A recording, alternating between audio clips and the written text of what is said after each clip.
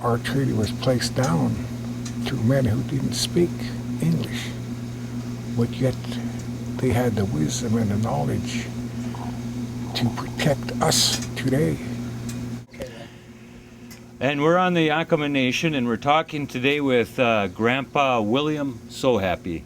We've spent some time with him today, and we want to ask him a little bit about why, for a Yakama, is the Treaty of 1855 important? The treaty was important to the Yakama people because it made us a sovereign nation recognized by the federal government. We try to stand by that treaty to the best of the tribe's ability. We honor and respect the people that we made the treaty with. But over time it has been dilated to where we now stand with very few treaty rights. Our fish and our hunting rights are still intact. We have hardships with being recognized by the federal government and by society that is hard for them to understand us as Native people. We have some places in the reservation that is now under the ownership of Caucasians. We're being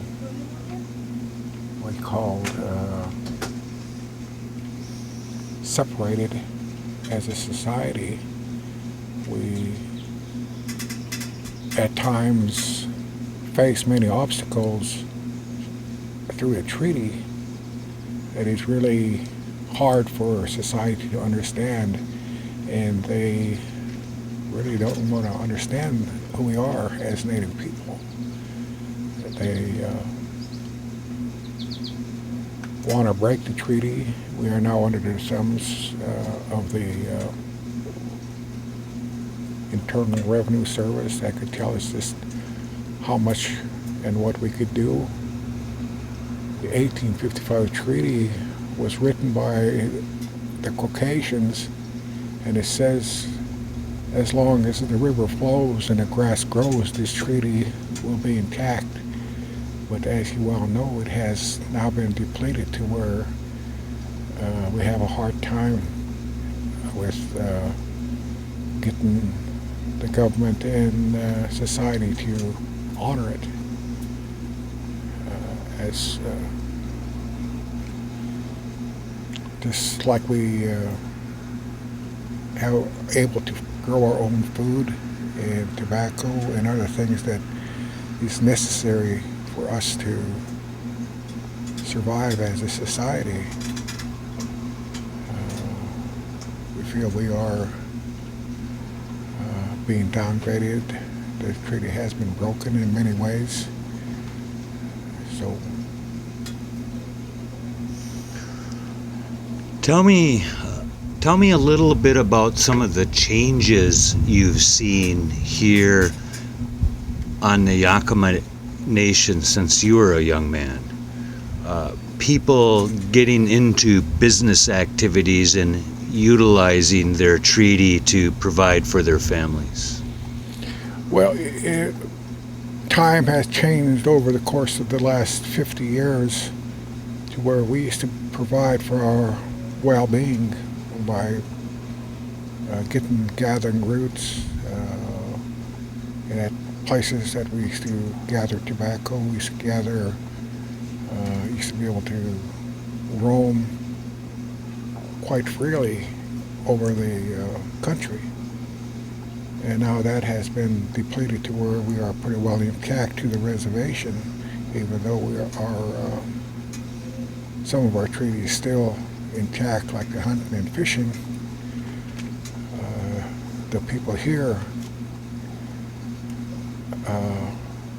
I could only speak in small terms.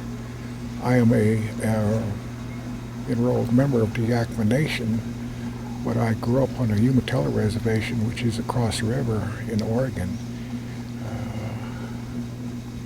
So the biggest thing in native land is that we were not given the right to speak our language, which is how we now have changed as a native nation. We were ordered not to speak. Some of us still speak, still sing our original songs. We practice them to help other people. That is now down to very few people that practice this walk in life.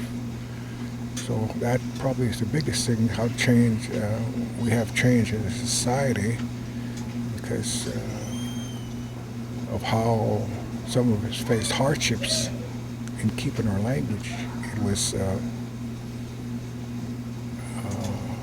ordered by schools and society that it was pagan, it was ungodly, so to speak. And so we were ordered not to speak. And like I say, some of us have held on to it over our lifespan. What you gather people of this reservation, there is probably, I'd say 25%, if even that speak our language that we have borrowed from this ground. That's the biggest change I've seen, that when we gather for a service, there's very few of us that will get up and speak in our own language. So that is the biggest change that I've noticed over the course of the last, since I've grown up 60 years. And a lot of people can't relate to that. They don't want to understand. And so our young ones do not want to learn or are afraid to learn, whichever is the biggest change that I've noticed over the last 60 years that I can remember, because I'm in my 70s now.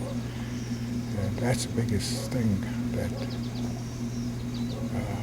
when from our side, that changes as native people of this land.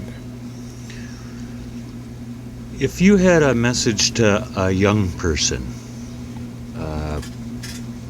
maybe a young teenager, looking to go to education or aspiring to be a business person or just to understand life, what would you like to tell the youth?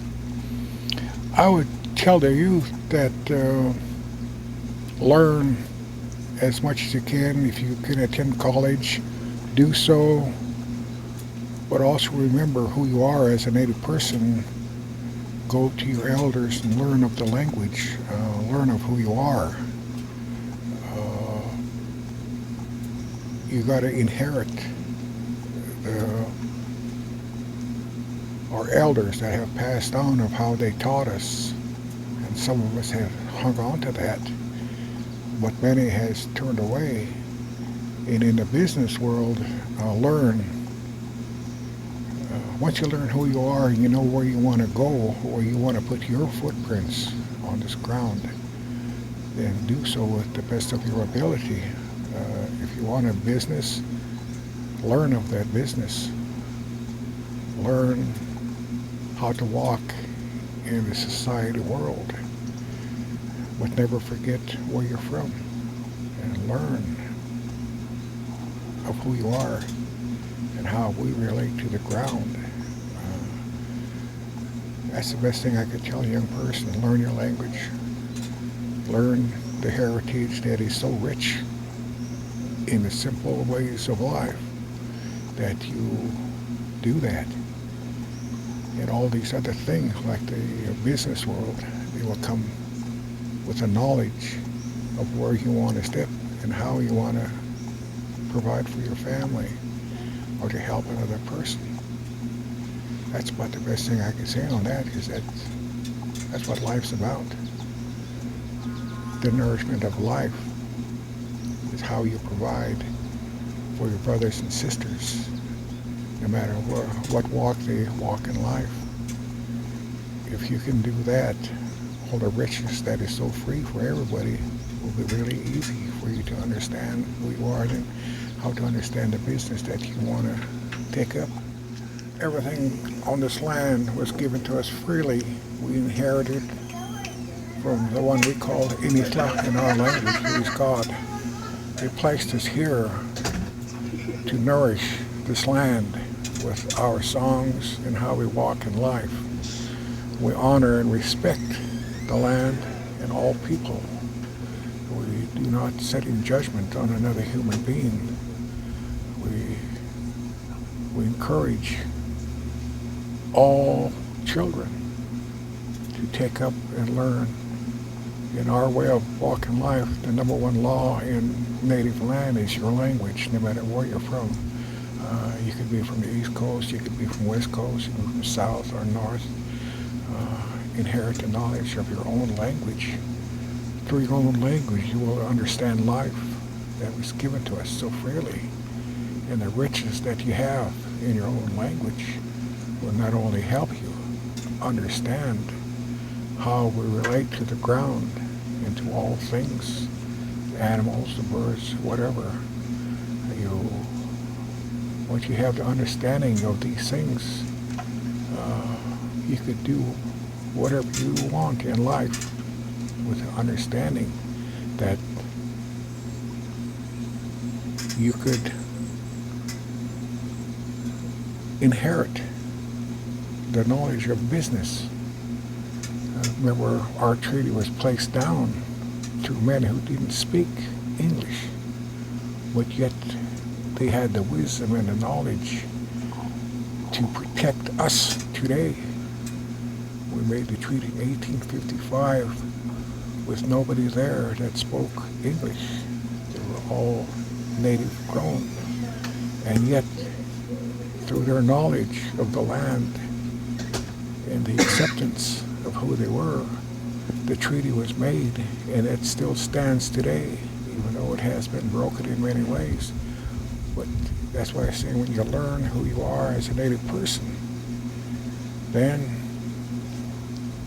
you could accomplish anything in life that you wish to. Because that is the number one goal of those of us that speak our language, for you to understand your language and understand who you are, and the light of life that you will learn will not only enrich you, but enrich your brothers and sisters. So with that, if we look back on our elders, of how they nourished us with all this understanding, we will be a rich nation again as native people. Thank you. Thank you.